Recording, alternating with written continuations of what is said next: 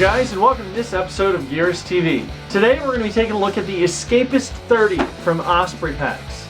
Much of the time when we're looking for a new piece of gear, we want something that's going to address multiple different outings, multiple different ventures.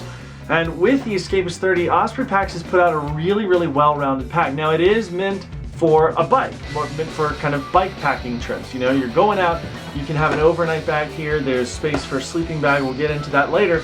But what Osprey Packs has done is a really well cohesively designed pack that can be taken on hikes, that can be taken on day trips, treks, whatever, whether you're on the bike or not. So now let's get into the materials and construction. So the majority of the outside of the pack is made up of a 210D nylon Benny hex. That's a pretty durable fabric, really durable fabric in fact. I've been using this for quite a while. It's been on trips where it's been on a bike for a couple days, but it's also been on trips where it's been really dragged through some thick brush and things like that, and it's held up really well. I don't think there are really any snags. I mean, right here there's a place where like a stitch got snagged on something, but that has nothing to do with the fabric. The fabric itself has held up absolutely phenomenally. So this is a really great outer fabric. Now these panels here on the side are a 410 HD fabric, and these actually have reflective elements that we're going to talk a little bit about later. Each of the seams throughout the pack, internally and externally, are double reinforced, so there's not really anything that's going to come out. If one stitch pulls, there are like 3 backups. So it's really well constructed and well made with the stitching to really hold together over a long period of time. For the shoulder harnesses and the hip belt, Osprey Packs chose to go with EVA foam. Now EVA foam is traditionally what's used in the midsole of running shoes, or any shoes for that matter, hiking boots, what have you. That's because it's an easy, lightweight material that's really easy to work with. And in this case, it's done the same thing. It's really lightweight, and Osprey Packs has actually carved holes that you can probably see there, holes in that mesh to make it a little, or excuse me, that foam to make it a little more breathable. Up here, they've also covered it with their BioStretch mesh, which is going to add durability and breathability to it. But at the same time, they've opted for a wider shoulder harness. Now what this is going to do is, rather than a more narrow shoulder harness, it's going to give a more full feel. It's going to give a more sturdy feel when it's on your back. Now let's get into talking about the features, because there are a ton of features on this pack. The first thing is, let's mention right off, since we mentioned it already earlier, is these reflective panels. Now it's really cool because you've got, I think, 14 or something like that, or more reflective panels, or reflective elements on these side panels on both sides. And then here again on the bottom. This is going to keep you really visible if you're like on a night ride and somebody's behind you, if they've got a headlamp or something like that. It's also going to make you more visible to traffic should you be riding on a road or using this as a commuter pack. So that's a really excellent feature. Moving on to the features of the shoulder harness. It's got adjustability in 4 key areas. First, you've got the suspension adjustment up top here. This is going to really bring it higher on the back and a little more comfortable. Basically, it's all about getting what's more comfortable for you when you're wearing it. Now, so you've got the adjustability here and here. So that's the first place. Then you've got the adjustability down here, kind of on the lower straps. These are easy one-hand adjustments that stay, because of these little guys right here, they stay stuck to the straps here, so you're not going to have flapping straps all over the place. That's number 2. The next place is the sternum strap, which you can see here. Here's the buckle and here's the clasp. And so this has about 5 inches, give or take, of play up and down the shoulder harness on the front, depending on what feels most comfortable to you again. So that's the 3rd spot. And finally is the yoke. That's right back here. Now what's great about this is that there's a hook and loop enclosure, hook and loop retainer system inside here. And what you can do is you can break that hook and loop, and you can basically slide the yoke up, slide the harness itself up to make it fit your torso should you have a shorter or taller torso.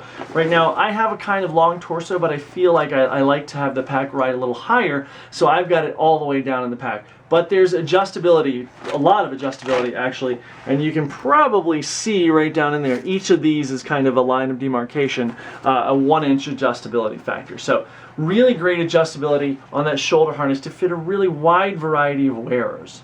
Now the back panel of the Escapist 30 has a lot going on. As you can see here, it's covered again with that BioStretch mesh, but what's really cool is you've got these ridged sections of EVA foam. Again, that EVA foam that's going to be lightweight, easily moldable. Now what's cool, and you probably won't be able to see here, is that there are ridges within that. There are horizontal ridges that fall on each of these. Now, the entire point of this is to keep some separation between your back and the back panel itself. Now, by logic, the only thing that's really going to be touching your back with this on is a little bit of this mesh and then also these ridges. So you've got all these big air channels here, and then you've got smaller air channels here. Basically, it's going to keep you really, really nice and comfortable. So you can see where you've got all these panels, 1, 2, 3, 4, and a big one down here at the bottom, so 5.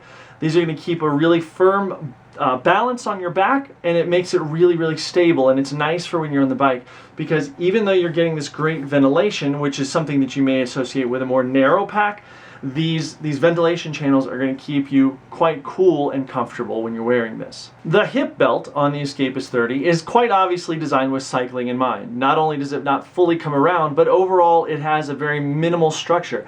And that's fine. It's not going to make it that comfortable if you're rocking 50 pounds in this pack on, say, a day hiking trip or something like that. But again, it's meant for cycling. It is plenty comfortable when you're hiking or trekking or what have you, but it's just meant for a bike.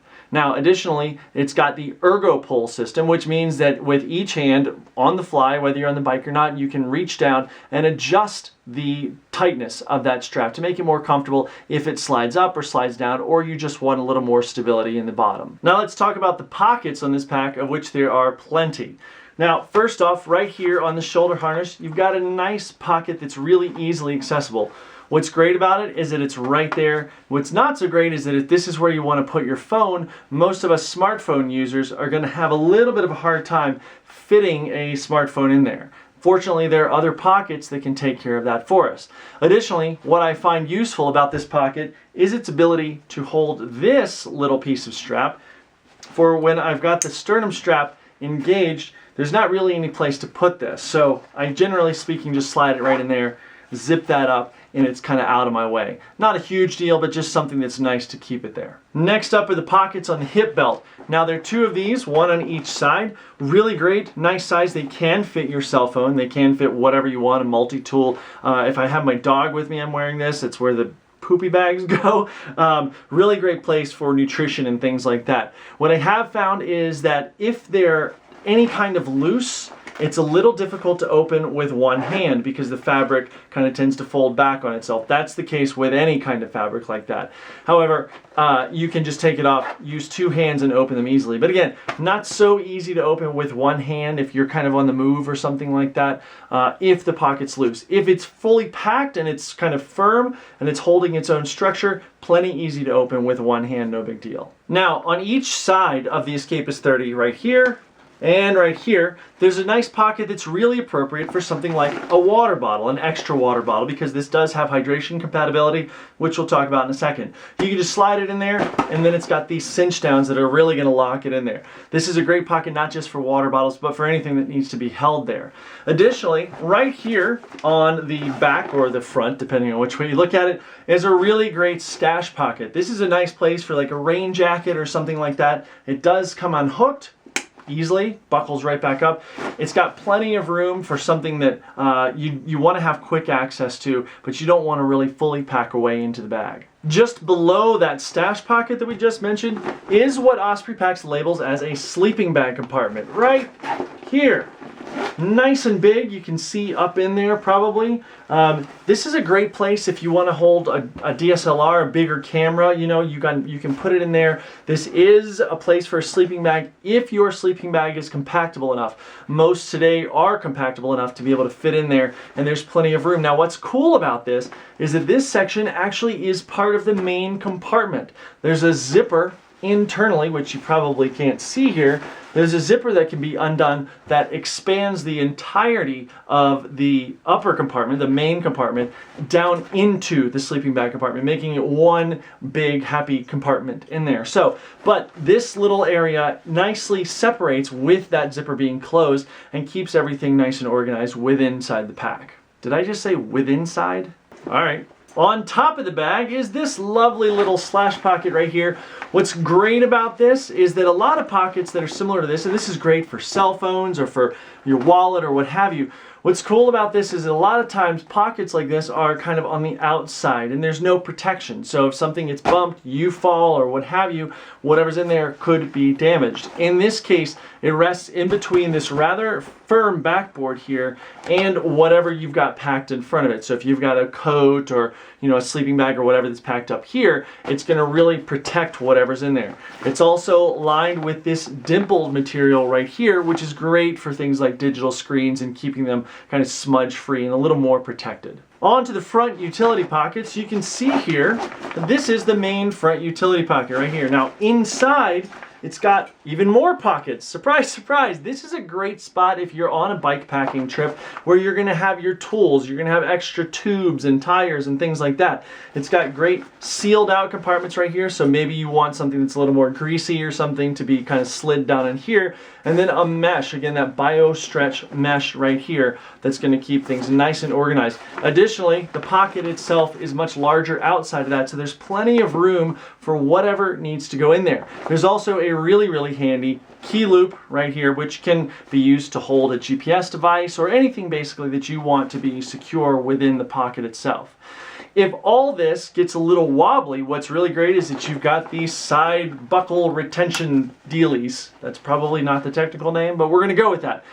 These are going to allow you to clip up and really cinch down all the things that are in the pack and keep everything nice and tight to your body. Because the last thing you want to do, if you can help it, is have some pack that's sitting way off your body because it becomes imbalanced and unstable. So a few of the additional features that I really like on the Escapist 30 are, number one, the integrated rain cover right here. That's right below that stash pocket, comes right out, clips onto the pack. I'm having a hard time doing this with one hand while demonstrating it. You just roll it out, it goes up and over, keeps things nice and dry, and still has reflective elements. All the printing on this, as well as these things right here that you can see, are reflective elements. Right outside the rain pocket is this little guy right here. Now what's great about this little thing, which may look pretty nondescript, is that it's a great spot for a clip-on bike taillight. That's great for people riding behind you, it's great for traffic should you choose to ride on a road, and it's going to keep you really nice and visible. Another thing is the lid lock. This guy right here. What's great about this is that all it does is your helmet, this goes right through one of the vents of your helmet, and bam, it locks your bike helmet right onto this so that you don't have to necessarily clip it somewhere while you're walking around or not using it. Keeps it nice and secure to the pack. Of course, you can clip it elsewhere should you choose to, but this is specifically made for that, again, called a lid lock. And the final one of the fun features that I really like about this is its compatibility with hydration. Right here you can see it says H2O. That's the chemical formula for water, just so you know. Right here you've got a clip. This is going to hold the reservoir in place. There's plenty of room down in here for up to a 3 liter, if I'm not mistaken, a 3 liter reservoir. Now what's great is that you've got these elastic straps along each side of the shoulder harness that's going to hold the hose in place on whichever side is most comfortable for you.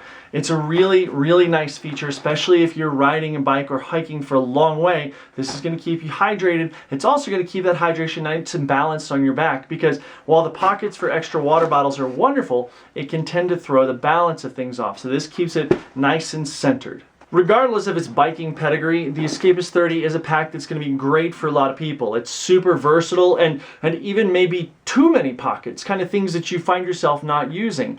But why not have them? Because they are going to be able to keep you so organized that you know where everything is. You're going to have a place for everything.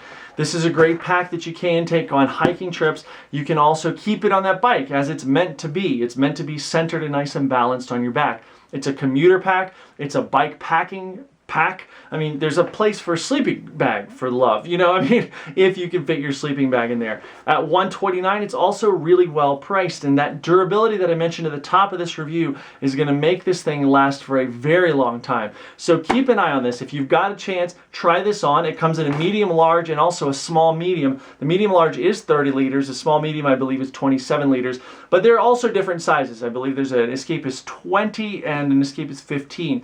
In any event, check out ospreypacks.com and you should be able to find out the entire line. Thank you guys so much for watching this episode of Gearist TV. Don't forget to like and favorite this video as soon as you get the chance and subscribe to our channel. Please click on over to Gearist.com and take a look around. Let us know what you think. We've got a lot of reviews over there and want to hear your feedback. So if you want to leave us a message, please do so by leaving it in the questions or comments section below, or by just going to Gearist and clicking the Contact Us link. We'd be happy to get back to you. Thank you so much to those of you that have been subscribing to the channel. We really appreciate that. And we've got promotions coming up. So be sure to subscribe and tell your friends and all that kind of stuff. Thanks so much, guys. We'll see you next time. Thank you guys so much for watching this episode of Gearist TV. Please don't forget to click that wonderful blue subscribe button right in front of your face, and also check out those other videos that are there while you're at it. Click on over to Gearist.com, take a look around, and thanks for watching, guys. We'll see you next time.